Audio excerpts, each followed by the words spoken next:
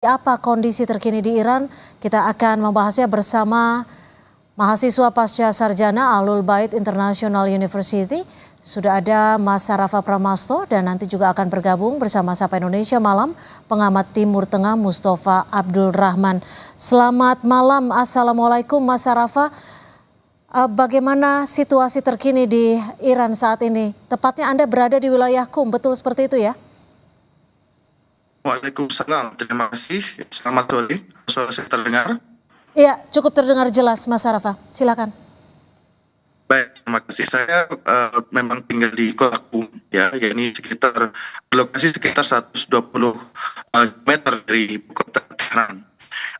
Kebetulan karena Qum, eskalasi ini muncul ya sejak 13 Juni lalu. Untuk kota Qum sendiri, saya masih melihat keadaan yang relatif stabil ya.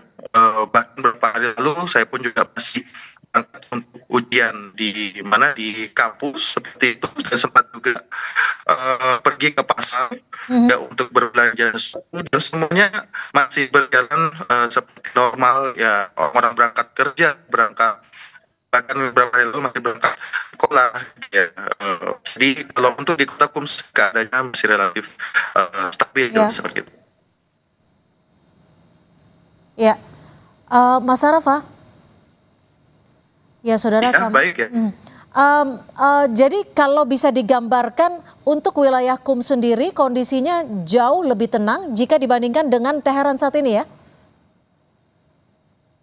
Ya, benar sekali. Apabila dibandingkan dengan kota Tangerang, sebagaimana kita mendengar ya, bahkan seluruh dunia sudah tahu, kota Qum sendiri, jadi izin sedikit menjelaskan bahwa kota Qum ini memiliki pusat, yakni sebuah makam ya, makam keturunan Rasul yang disebut Fatimah Maksumah, dan di sekitar situ juga ada bazar atau pasar ya, untuk membeli kebutuhan sehari-hari. Gitu ya. Saya kebetulan di kampus saya ini juga bersama beberapa mahasiswa Indonesia, walaupun kami ini ditempatkan di asrama di universitas lain ya. Ini bahkan ya, ini jauh sebelum peristiwa ini terjadi. Kami sudah tinggal di sini sekitar 7 bulan, 8 bulan ya. Kemarin kami ke sana, di sana orang-orang tetap berziarah seperti biasa ya, mereka yang berziarah, yang belanja, jual Ya, beli masih jalan seperti biasa gitu ya. Bahkan ya. di kampus kami juga masih kegiatan akademis juga masih berlanjut seperti itu. Mas Sarafa, apakah ada pembatasan-pembatasan tertentu atau adakah informasi yang Anda dapatkan terkait dengan kondisi warga negara Indonesia di Iran khususnya? Baik, kalau untuk pembatasan-pembatasan lebih mungkin ya ada kalanya internet ya mungkin dibatasi ya, jaringan internet dibatasi ya, bagaimanapun ya ini adalah salah satu kebijakan dari pemerintah Iran ya.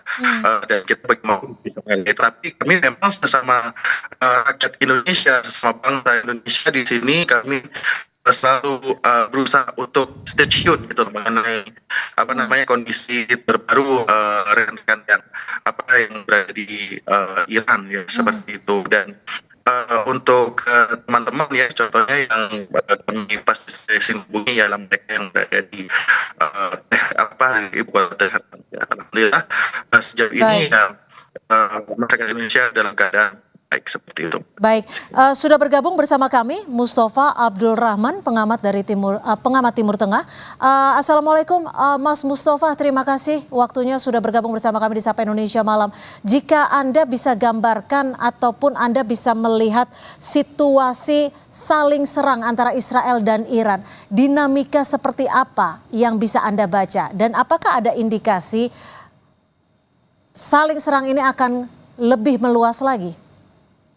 Ya, sampai sekarang ya, kekuatan Israel sama Iran ini berimbang. Jadi ketika Israel melancarkan serangan lewat pesawat tempurnya, Iran bisa membalas dengan menembakkan rudal-rudalnya ya, dan cukup menggetarkan Israel, di mana kita lihat di gambar foto di berbagai stasiun televisi betapa kehancuran yang terjadi di kota Tel Aviv, Haifa, bahkan pemerintah Israel mengakui kehancuran yang terjadi di kota Tel Aviv dan Haifa ini terbesar sejak berdirinya negara Israel pada tahun 1948. Dan perang sekarang kan sudah memasuki hari kelima ya. Kalau melihat intensitas antara serangan dan serangan balik, serangan Israel kemudian serangan balik dari Iran. Ya. Perang ini memang akan terjadi dan dampaknya ini luar biasa terhadap kondisi atau lanskap konflik di Timur Tengah dan termasuk di dalamnya juga terhadap isu Palestina ya. Dan kemungkinan besar dan ini trennya masih ke sana ya. Kalau memang tidak bisa dihentikan, tidak bisa pihak yang mengendalikan perang ini, maka akan terlibat banyak kekuatan regional maupun internasional yang mendukung Iran di belakangnya, juga yang mendukung Israel di belakangnya. Kalau ini tidak bisa dikendalikan, maka akan meledak apa yang akan Timur Tengah. Dan ini kemungkinan yang akan terjadi sampai hari ini, kecuali nanti terjadi semacam anomali dalam beberapa hari mendatang, ada perubahan dan bisa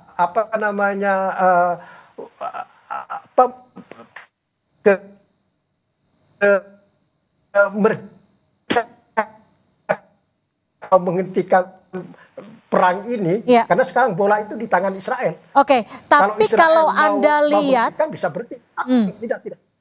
Mas Mustafa, kalau Anda bicara soal dukungan di belakangnya, sejauh mana Anda melihat keterlibatan dari kekuatan besar seperti Amerika Serikat, Rusia, China untuk memperumit atau justru bisa menjadi peluang saling serang ini bisa diredam? Ya, ada dua kemungkinan. Bisa mereka itu berandil secara positif menghentikan perang ini. Memang perang ini butuh upaya kolektif. Misalnya di situ ada Amerika, ada Cina, ada Rusia, kekuatan regionalnya mungkin ada Turki, ada Qatar, ya bekerja bersama dengan niat yang tulus untuk menghentikan perang. Ini kalau kita melihat dengan kacamata positif. Tapi sebaliknya kekuatan internasional dan regional itu justru akan berandal terjadinya perang dunia ketiga itu. Gitulah. Karena kalau perang ini berkepanjangan, Iran ini kan butuh jalur logistik ya untuk memperkuat persenjataannya. Karena walaupun Iran itu punya ribuan rodal katanya, gitu ya. Tapi kalau setiap hari ditembakin, memang sekarang tiap hari agak menurun. Yang pertama kan 150 sampai 200 rodal yang ditembakkan. Hari ini cuma 10. Itu kelihatan Iran itu sudah mengantisipasi bahwa perang ini akan panjang. Kalau melihat Iran itu sekarang jumlah yang ditembakkan ke Israel itu semakin sedikit, 10, 20, 40 gitu kan. Itu kan tanda atau sinyal bahwa ini persiapan untuk menghadapi perang panjang. Kalau perang panjang itu terjadi, Iran itu butuh halaman belakang bagi jalur logistiknya. Dan calon kuat yang menjadi halaman belakang ini adalah Pakistan. Dan Pakistan ini punya titik temu kepentingan dengan Iran, yaitu sama-sama anti-Zionis. Dan Menteri Pertahanan Pakistan sudah mengeluarkan statement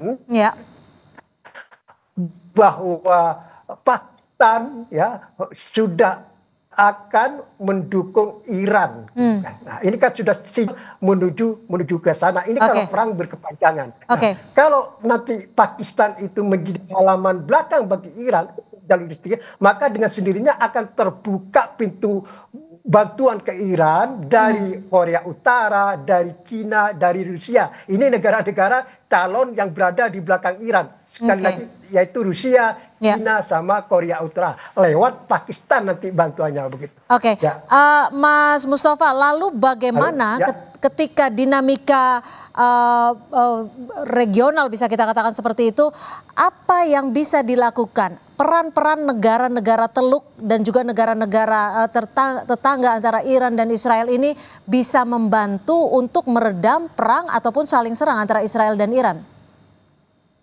Ya, sampai sekarang ya, seperti negara-negara Arab Teluk, Arab Saudi, Qatar masih pasif sikapnya.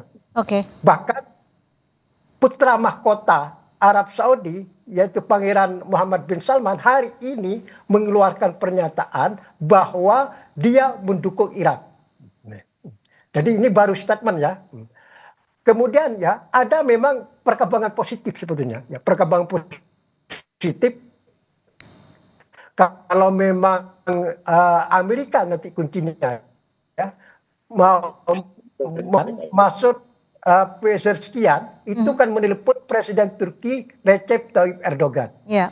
Presiden Iran tersebut menyampaikan ke Presiden Turki bahwa Iran siap menghentikan perang ini kalau Israel menghentikan agresinya terhadap Iran. Makanya saya katakan kuncinya sekarang adalah di tangan Israel. Dan Israel di belakangnya adalah Amerika. Jadi apakah perang ini berlanjut berkepanjangan atau tidak? Apalagi kalau misalnya Israel menghendaki bahwa kan tujuan perang yang dinarasikan itu adalah untuk melumpuhkan atau menghancurkan program nuklir Iran.